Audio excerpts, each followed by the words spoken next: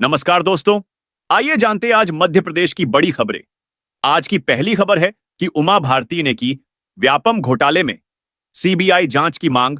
Social media में अपनी ही party को आईना दिखाने के बाद उमा भारती के फिर तल्ख तेवर देखने को मिले हैं। शुक्रवार को उन्होंने किसी का नाम लिए बिना ही पार्टी के कई वरिष्ठ नेताओं पर परोक्ष हमला बोला। साथ ही उन्होंने व्यापम कांड वायापाम स्कैम को लेकर कहा कि मेरा नाम उसमें कैसे आया, मुझे आज तक मालूम नहीं है। इस पर सीबीआई को अब जांच तो कर ही लेनी चाहिए ताकि बात की सत्यता सबके सामने आ सके। एमपी पुलिस को लेकर उन्होंने कहा कि इस मामले में मप्र क्राइम ब्रांच ने क्या कारनामा किया है, यह भी लोगों के सामने आना बहुत जरूरी है।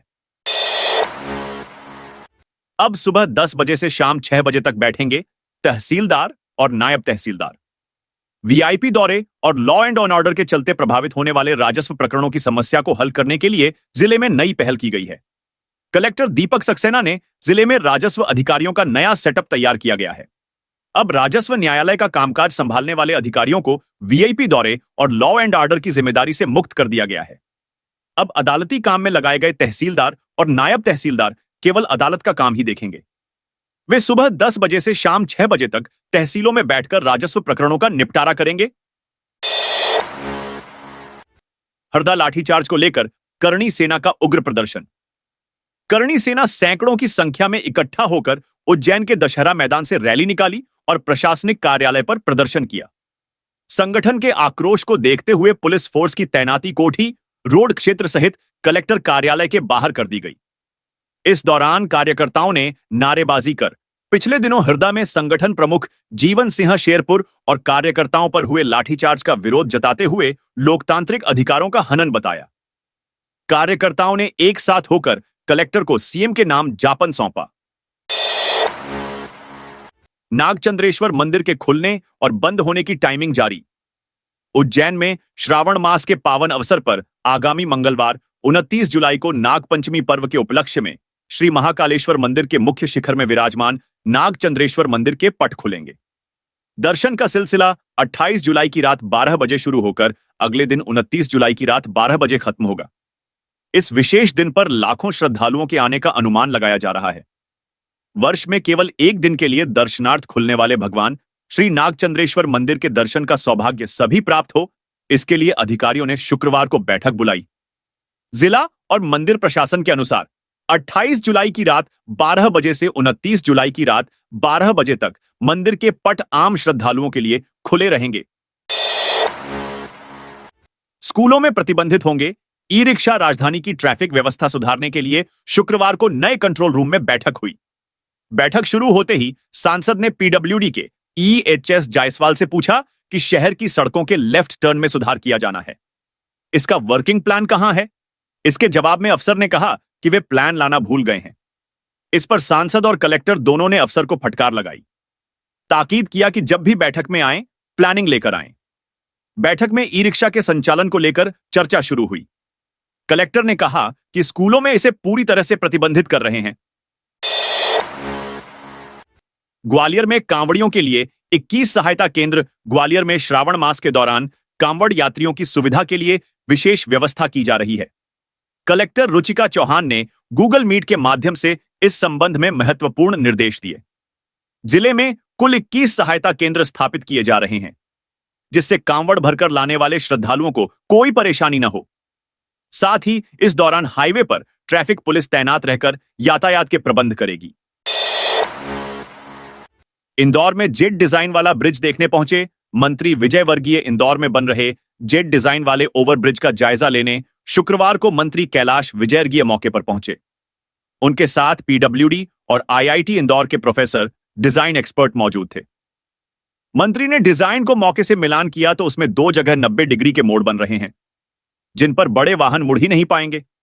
जब मंत्री विजय वर्गीय ने अफसरों से सवाल किए तो जवाब मिला कि जितनी जगह मिली थी उसी में प्लानिंग करना थी। सम्मान समारोह के दौरान फैले कचरे को तुरंत किया साफ। स्वच्छता में लगातार 7 बार और सुपर लीग में भी इंदौर अव्वल रहा है। कुल 8 बार देश में परचम लहराने वाले शहर में 2 दिनों से जश्न का माहौल है। मंत्री कैलाश विजयवर्गीय, मेयर पुष्यमित्र भार्गव, निगम कमिश्नर शिवम वर्मा सहित सभी जनप्रतिनिधि अधिकारी इसके लिए आमजन की सहभागिता का परिणाम मान ही रहे हैं। इससे ज्यादा सराहना सफाई मित्रों की भी हो रही है, जो दिन रात इंदौर की सफाई में जुटे रहते हैं। इंदौर के सफाई मित्रों के जज्बे के किस्से नए नहीं हैं, लेकिन शुक्रवार को राजवाड़ा पर आयोजित सम्मान समारोह में जश्न के दौरान उनका फिर अलग ही जज्बा देखने को मिला। ग्वालियर समेत 16 जिलों में बाढ़ का खतरा। मध्य प्रदेश में बारिश का स्ट्रांग सिस्टम एक्टिव है। इस वजह से शुक्रवार को छतरपुर, टीकमगढ़, सतना, गुना समेत कई जिलों में बाढ़ जैसे हालात रहे। कई गांव पानी में डूबे रहे तो डैम ओवरफ्लो हो गए। शनिवार को सिस्टम कमजोर होगा, लेकिन ग्वालियर समेत 16 जिलों में बाढ़ का खतरा है।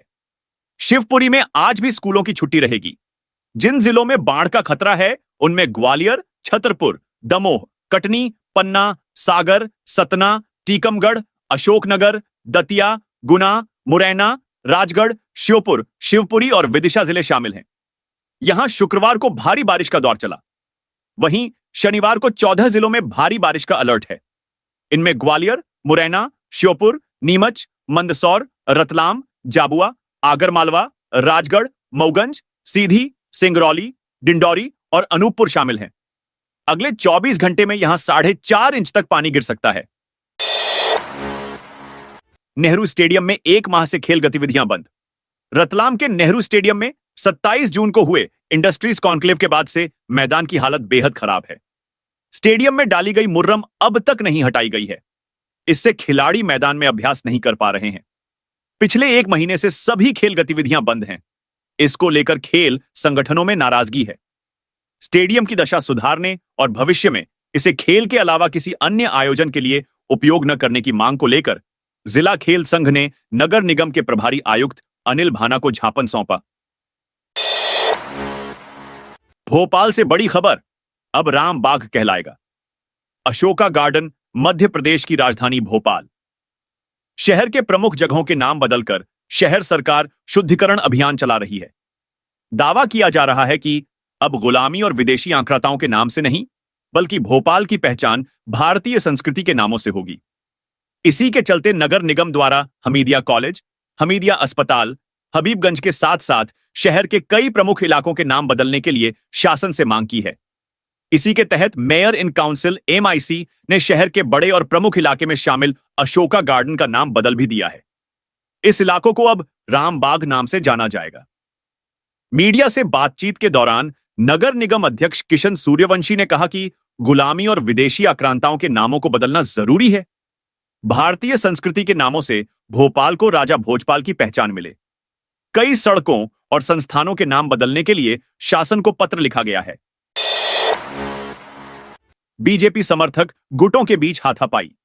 बीना शहर में कचरे का विवाद CMO कक्ष के ताले तक पहुंचने के बाद सियासी सरगर्मी बन गया है।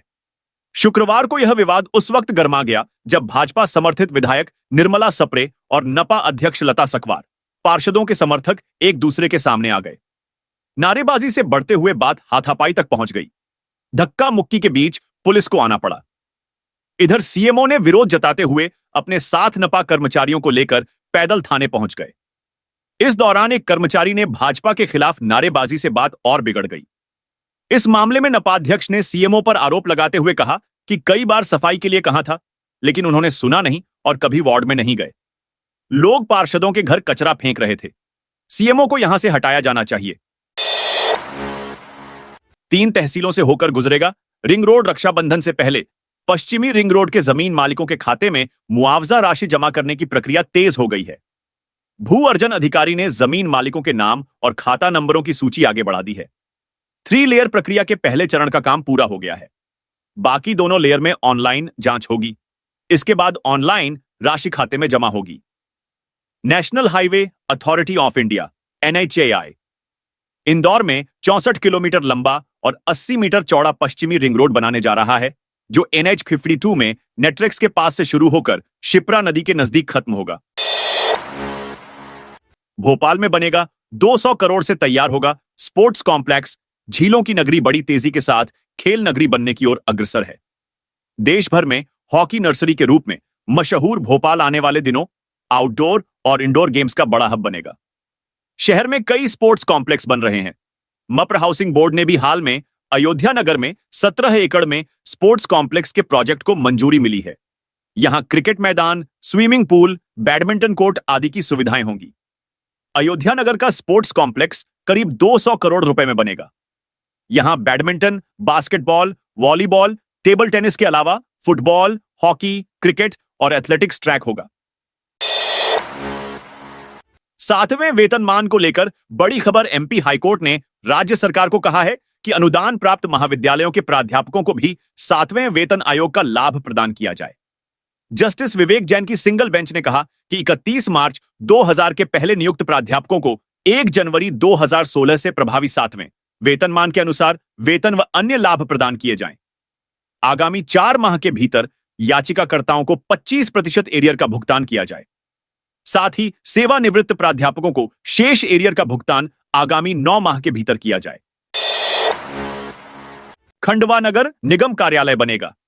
कॉमर्शियल कॉम्प्लेक्स टाउन हॉल नगर निगम भवन में कॉमर्शियल कॉम्प्लेक्स निर्माण की कवायद शुरू हो गई। शुक्रवार को शहर सरकार की कैबिनेट ने व्यापारियों के साथ मंथन किया। व्यापारियों को कॉम्प्लेक्स की डिजाइन, नक्शा और मिलने सुविधाओं को समझा। व्यापारियों ने सुझाव दिए और कई सवाल भी उठाए। अधिकारियों ने व्यापारियों के सुझाव के साथ उनके सवालों का जवाब भी दिए। पहली बैठक 90 में से 42 व्यापारी शामिल हुए। रानी अवंतीबाई विवि में छात्र छात्राओं को अब मिलेगा ऑनलाइन पात्रता प्रमाण पत्र व माइग्रेशन सर्टिफिकेट। रानी अवंतीबाई लोधी राजकीय विश्वविद्यालय में शुक्रवार को नवाचार हुआ है। यहां छात्र छात्राओं की सुविधा के लिए पात्रता प्रमाण पत्र व माइग्रेशन सर्टिफिकेट को ऑनलाइन कर दिया गया है। अब विश्वविद्यालय के एमपी ऑनलाइन पोर्टल पर ऑनलाइन आवेदन और प्रमाण पत्र जनरेट करने की सुविधा प्रारंभ होने से छात्र अपने घर बैठे ही आवेदन कर सकेंगे, आवश्यक प्रमाण पत्र डाउनलोड कर सकेंगे। विश्वविद्यालय में कुलगुरु डॉ विनोद कुमार मिश्रा व कुल सचिव डॉ शक्ति जैन ने इसका शुभारंभ किया। कुलगुरु मिश्रा ने कहा कि इस सुविधा उन छात्र छात्राओं को ज्यादा लाभ मिलेगा जो मध्य प्रदेश से बाहर के निवासी हैं, जिन्हें महाविद्यालयों में प्रवेश के लिए पात्रता प्रमाण पत्र की आवश्यकता होती है। अन्य विश्वविद्यालय में प्रवेश के लिए माइग्रेशन सर्टिफिकेट चाहिए होता है। एमपी के इस शहर में अवैध निर्माण पर चलेगा बुलडोजर। बिजली की हाई टेंशन लाइनों के पास अवैध निर्माण से आए दिन होने वाली दुर्घटनाओं पर अब Madhya Pradesh power transmission company सती के साथ जागरूकता फैला रही है। आए दिन होने वाली दुर्घटनाओं को रोकने के लिए नगर निगम के साथ कंपनी ने हटाने के लिए 892 अवैध निर्माणों को नोटिस जारी किए हैं। एमपी का घूसखोर नारकोटिक्स इंस्पेक्टर और दलाल गिरफ्तार। केंद्रीय अन्वेषण ब्यूरो सीबीआई की जयपुर टीम ने मध्य प्रदेश के केंद्रीय नारकोटिक्स ब्यूरो सीबीएन के घूसखोर इंस्पेक्टर और दलाल को पकड़ा। इंस्पेक्टर ने नारकोटिक्स के केस में परिवार को नहीं फंसाने की एवज में 1 करोड़ रुपए की रिश्वत की मांगी थी। सौदा 53 लाख रुपए में तय हुआ था। 3 किश्त में दलाल के जरिए 44 लाख ले चुका था। केंद्रीय अन्वेषण ब्यूरो सीबीआई जयपुर में 15 जुलाई को परिवादी बड़ी सादड़ी निवासी मांगीलाल गुर्जर ने शिकायत की थी। मांगीलाल ने बताया था कि उज्जैन में तैनात नारकोटिक्स इंस्पेक्टर महेंद्र सिंह ने बड़ी सादड़ी स्थित उसके घर पर 27 मार्च को छापा मारकर 400 किलो डोडा चूरा जब्त किया था। ग्वालियर, चंबल में अति भारी बारिश का रेड अलर्ट जारी। मध्य प्रदेश में बारिश का दौर जारी है। बारिश के भयावह हालात ग्वालियर चंबल अंचल में देखने को मिल रहे हैं। यहां इस साल मानसून में बारिश के सभी रिकॉर्ड तोड़ दिए हैं। आलम यह है कि सिर्फ 29 दिनों की बारिश में साल भर बारिश का औसत कोटा पूरा हो चुका है। अभी तक यहां कुल 706 मिलीमीटर बारिश दर्ज की जा चुकी है, जबकि सालाना बारिश का औसत 700 मिलीमीटर का होता है। वहीं मौसम विभाग ने ग्वालियर चंबल अंचल के अंतर्गत आने वाले ग्वालियर, दतिया, मुरैना, भिंड और श्योपुर जिलों में अगले 24 घंटे के भीतर अत्यधिक भारी बारिश को लेकर रेड अलर्ट घोषित किया है। टीकमगढ़ के महेंद्र सागर तालाब में वाटर स्पोर्ट्स शुरू। टीकमगढ़ में पर्यटन को बढ़ावा देने के लिए महेंद्र सागर तालाब में वोट क्लब की शुरुआत की गई है। शनिवार को कलेक्टर विवेक श्रोतीय, एसपी मनोहर मंडलोई और नगर पालिका सीएमओ ओमपाल सिंह भदौरिया ने पूजा अर्चना के साथ क्लब का उद्घाटन किया। झांसी की एक कंपनी को इस प्रोजेक्ट का ठेका दिया गया है। तालाब में slow boat ride, speed boat ride, जेट्सको राइड, बनाना राइड और सोफा राइड जैसी सुविधाएं उपलब्ध होंगी। यात्रियों के लिए 12 सीटर और 8 सीटर बोट की व्यवस्था की गई है। साथ ही वाटर बाइक का भी आनंद लिया जा सकेगा। कांचीगुड़ा से भगत की कोठी के लिए रेल सेवा शुरू। यात्रियों की सुविधाओं में विस्तार करते हुए भारतीय रेलवे ने कांचीगुड़ा से भगत की कोठी के बीच नई एक्सप्रेस ट्रेन सेवा शुरू करने का निर्णय लिया है। इस नई सेवा के तहत गाड़ी संख्या 1760/1760 कांचीगुड़ा भगत की कोठी कांचीगुड़ा एक्सप्रेस प्रतिदिन चलाई जाएगी। इस ट्रेन का भोपाल मंडल के इटारसी, नर्मदापुरम, रानी कमलापति और संत हिरदाराम नगर स्टेशनों पर ठहराव रहेगा।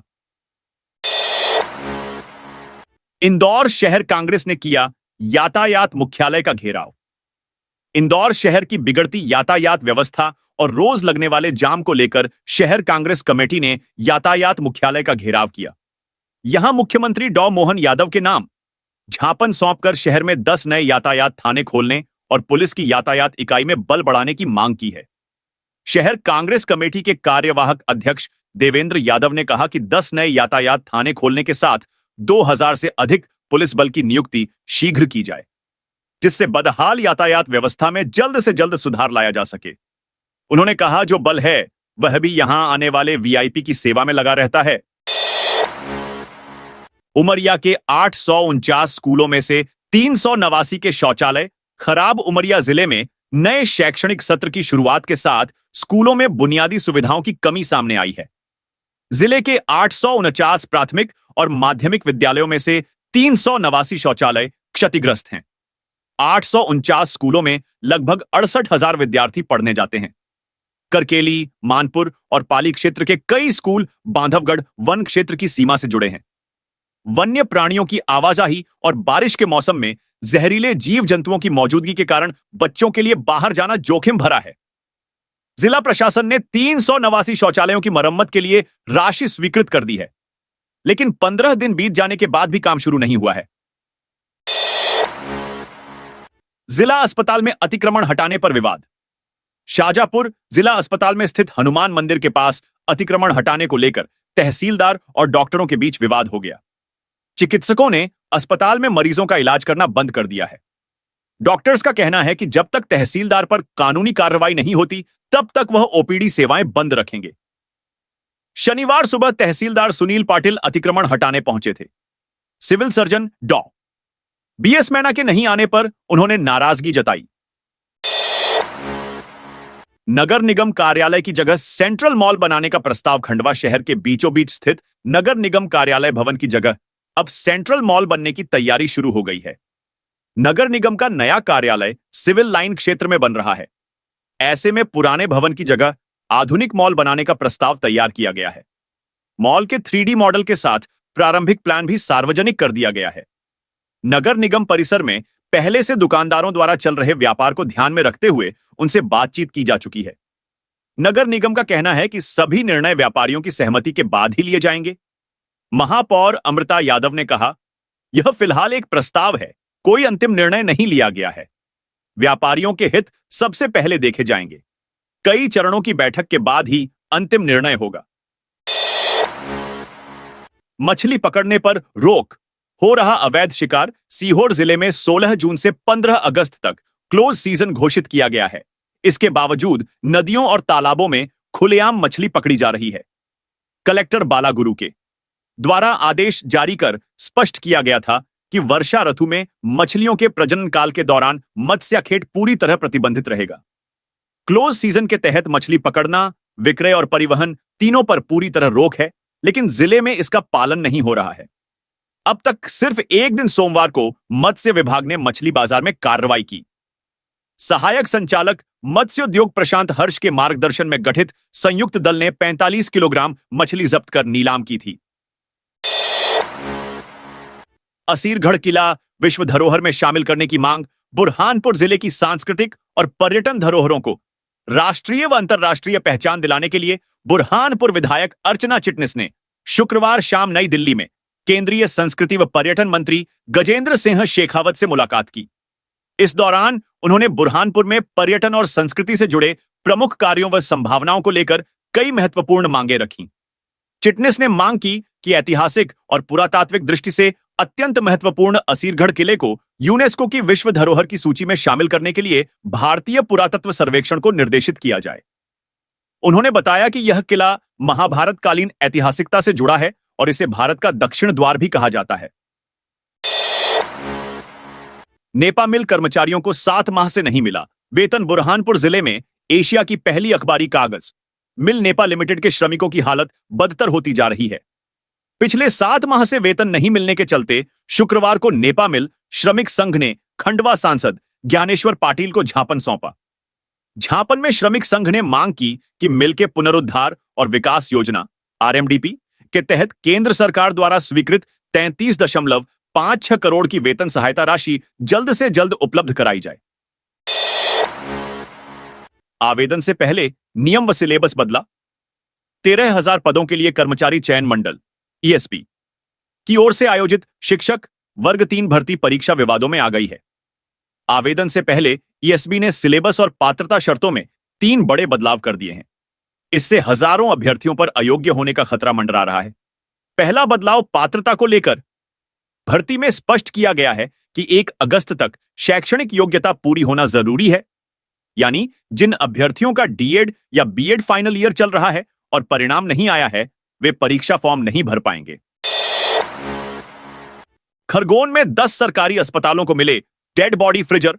खरगोन के सांसद गजेंद्र पटेल ने जिला अस्पताल सहित 10 सरकारी अस्पतालों को डेड बॉडी फ्रीजर प्रदान किए हैं। प्रत्येक फ्रीजर की कीमत 2,36,755 रुपए है। कुल 23,67,550 रुपए की राशि सांसद निधि से स्वीकृत की गई है। शुक्रवार दोपहर 2 बजे पुराने कलेक्ट्रेट परिसर स्थित सांसद सेवा केंद्र पर कार्यक्रम आयोजित किया गया। इस अवसर पर सांसद पटेल ने कहा कि यह सुविधा ग्रामीण क्षेत्र के लोगों को संवेदनशील परिस्थितियों में राहत प्रदान करेगी। रिश्वत मांगने वाले पटवारी पर कार्रवाई। दतिया जिले के जुझारपुर हल्का नंबर 40 के पटवारी प्रमोद सिहारे को कलेक्टर स्वप्निल वानखड़े ने तत्काल प्रभाव से निलंबित कर दिया है। उन पर नामांतरण और सीमांकन जैसे कामों के एवज में पैसे मांगने का आरोप है। यही नहीं, एक ऑडियो भी वायरल हुआ है जिसमें कथित तौर पर प्रमोद सिहारे को पैसों की मांग करते सुना जा सकता है। तो दोस्तों, ये थी आज मध्य प्रदेश की बड़ी खबरें। आप इस वीडियो को कौन से जिले से देख रहे हैं, कमेंट करके बताइए।